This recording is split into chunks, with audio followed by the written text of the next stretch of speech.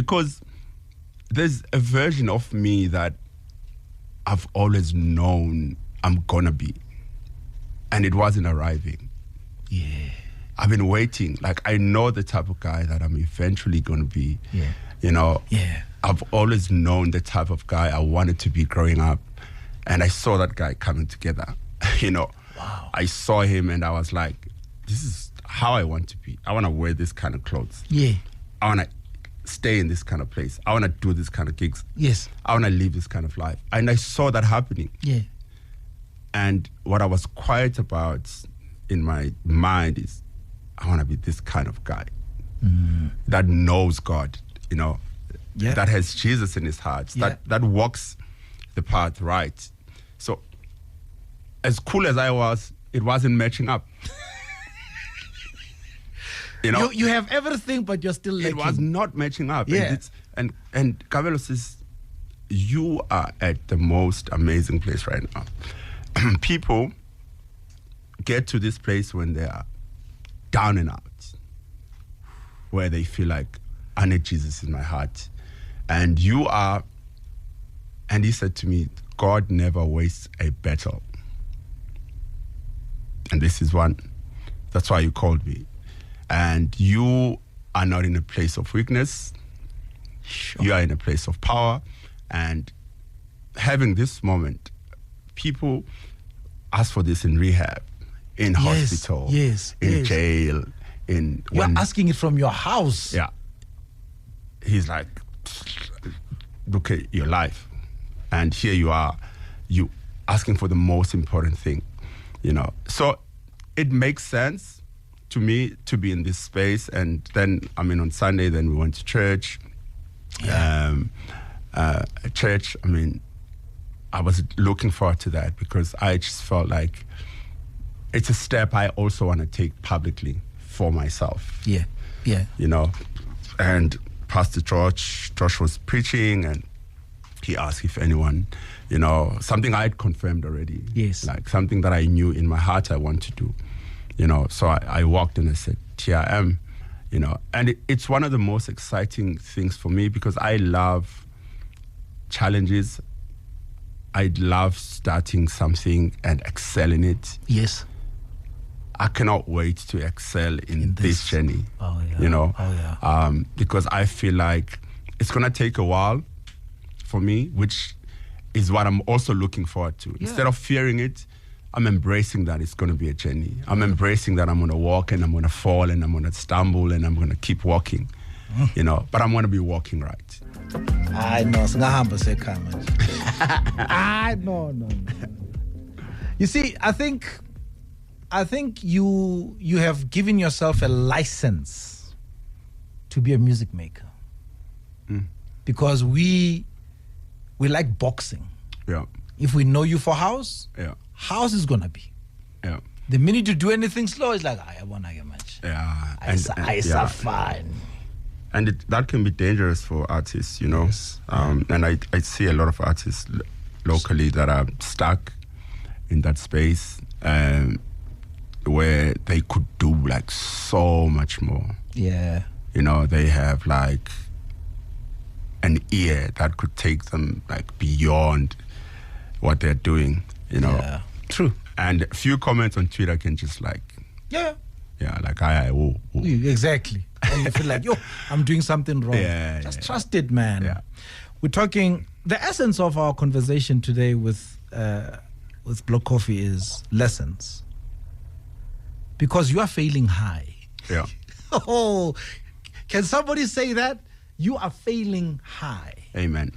Because you are at the echelon of your career, yet here you are able to say, wait a minute, something is still missing. Yeah. What else do you want to do differently, or you wish you could have done differently? Or let me rephrase that. What are the lessons so far big for you in terms of the failures you have now incurred?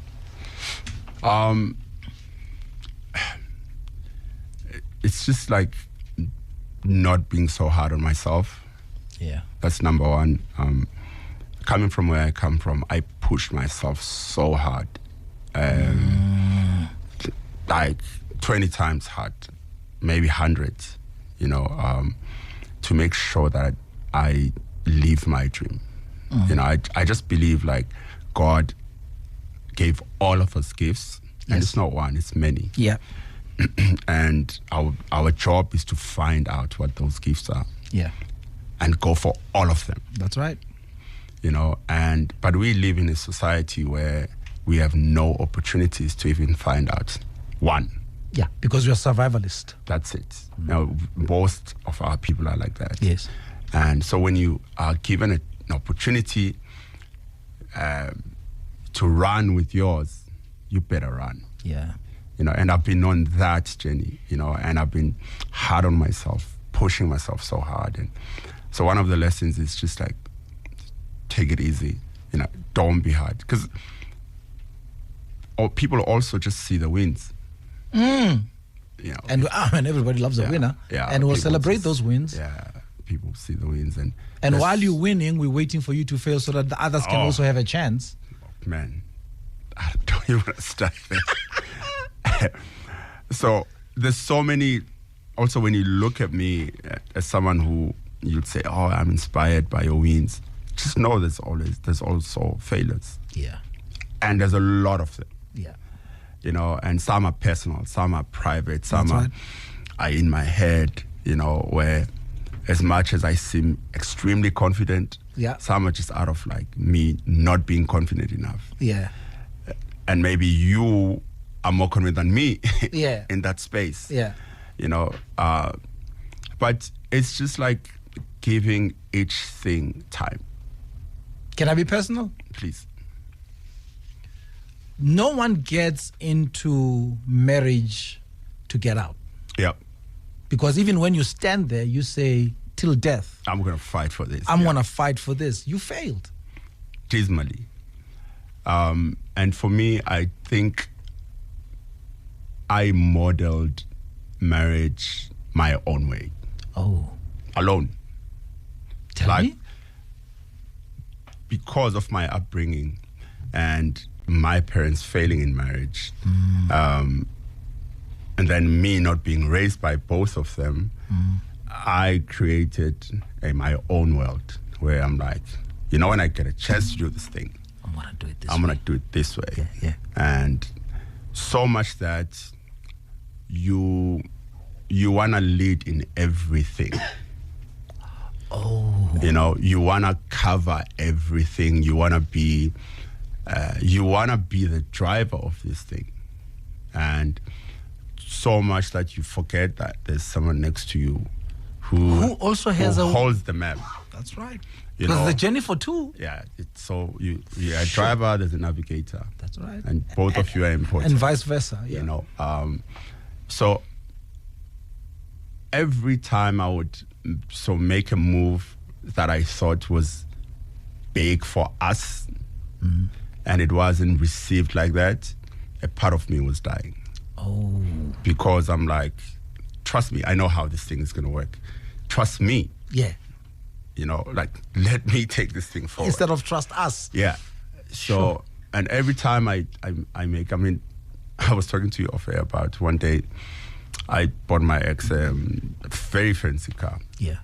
And the response wasn't what I expected. She wasn't as excited. As you expected it. Yeah. And it was like, for me, especially at the time, it was like a super fancy car. And I expected even beyond for you. I expected it to even cry. Yeah. She was like, oh, it's nice. Thank you. And it sat with me heavily for a long time. As someone who was not appreciating. But what's the lesson there? Sometimes we are ahead. And there's things we wish for people. There's things they wish for themselves. And we make a mistake of imposing our wishes on them. Ooh, come on now. So it's like me saying I want to go to the moon. The moon is always known as the place where, take you to the moon. That's right. And then I take my partner to the moon. And I'm like, we are at the moon. And she's like, okay, I want to go back home.